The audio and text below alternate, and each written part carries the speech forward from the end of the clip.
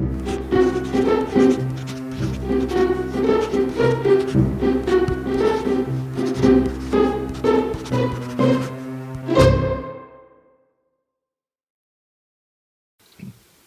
guys, what's up? How's it going? This is Easy Things to Draw, and I'm Enrique. What up? Today I want to go over something kind of important. I have this here as a visual aid. This is one of my sketchbooks that I'm starting. I am literally starting this sketchbook. You know what I mean? There's like a couple pages, I think. Like literally just starting it up. There's like nothing else in it. I just kind of have this, like I said, just to have there, visual aid. And I want to talk a little bit about making things intuitive. When you're learning things, I've talked about a couple of different things, you know, how you're learning and when you learn and all that stuff. But in terms of making something intuitive, that's important. When you're watching a video and when you're watching any particular subject, what you're doing is you're essentially you're taking in that information, but there's a couple of things, right?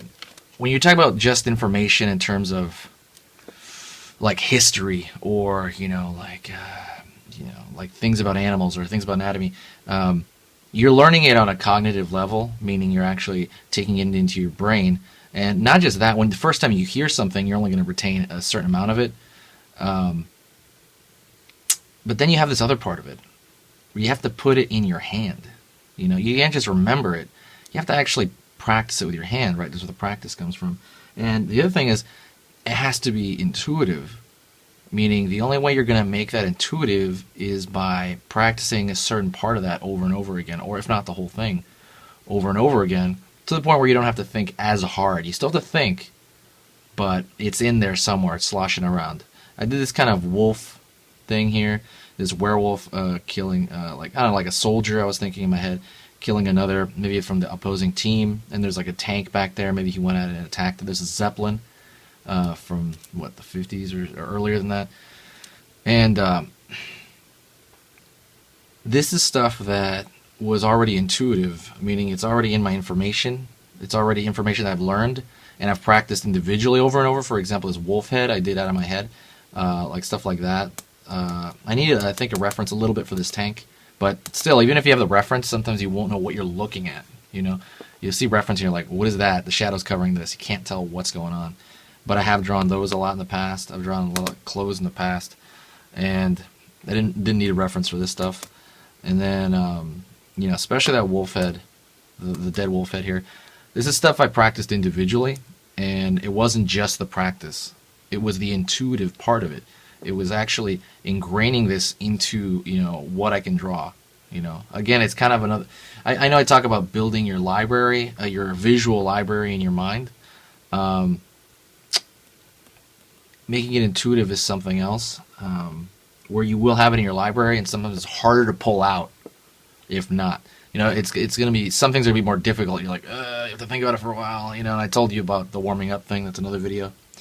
But like I said, a good way to make it intuitive, and I've kind of talked about this before, is I would say practice something very slow and then try it out really fast.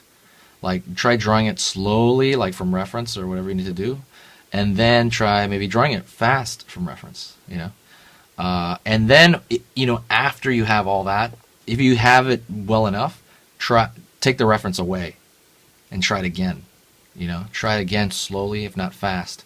But I know there's different parts of your brain that activate, at least it feels that way. I have no idea. I'm just talking out of my butt here, but when I draw something very quickly, as opposed to when I draw very slowly, and when I draw very quickly, it's sometimes will come out better.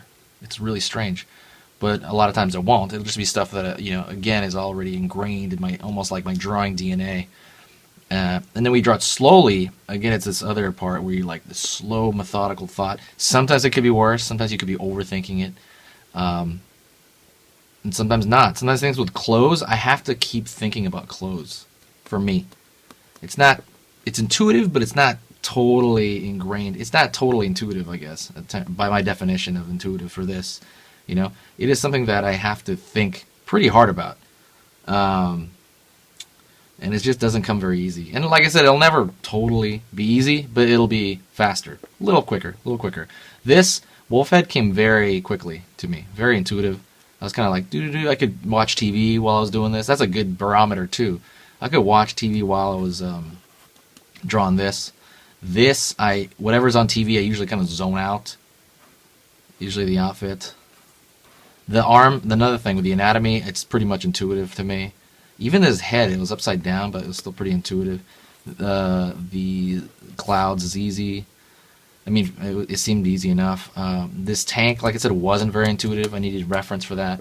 And even then, it was still like, what is that? Or, like I knew what it was, but it was like, I had to slowly recall it. Not quite so intuitive. One day I hope some of these things will be so intuitive to me that it'll be, like I said, this other part. It'll just be like, doo-doo-doo, you're working along.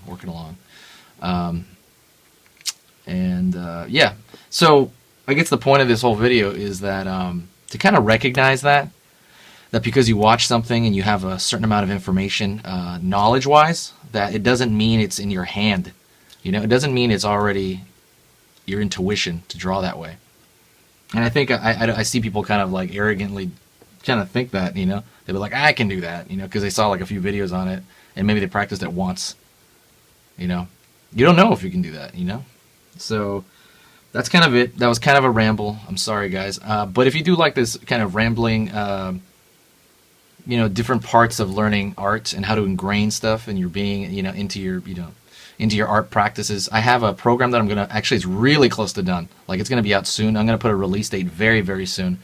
And I'm calling it the 22 Steps to Becoming a Better Artist. And it's all the 22 steps are stuff like what I just said, but not this one. But they're things that I'm putting out there that I want you to kind of like see. It's basically videos about this length, but I want them kind of seen in order of like, and then one per day, so that it really you can kind of retain more of it. Kind of think about that, because I notice when I see something that day, and if that's the only tip I see, I'll run that tip over over in my head. I'm like, okay, it'll just like, okay, I gotta remember that. So I feel like small chunking information is the way to really get a lot out of it. But anyways, if you want to sign up for that, for the email list on that, and I'll let you know when it comes out. I'll put the thing on the screen, and I don't spam anybody ever. I mean, I hardly use it, honestly. I should really use my email list more. I should make like a newsletter. But if you want to have information on when that's going to come out, just sign up. If you enjoyed this video, sign up, check it out. Also like the video. Give me feedback below. I need a lot of information. I'm really trying to connect with people nowadays, and it's going really good. So thanks a lot, guys. Thank you for hearing my rambles. Talk to you later.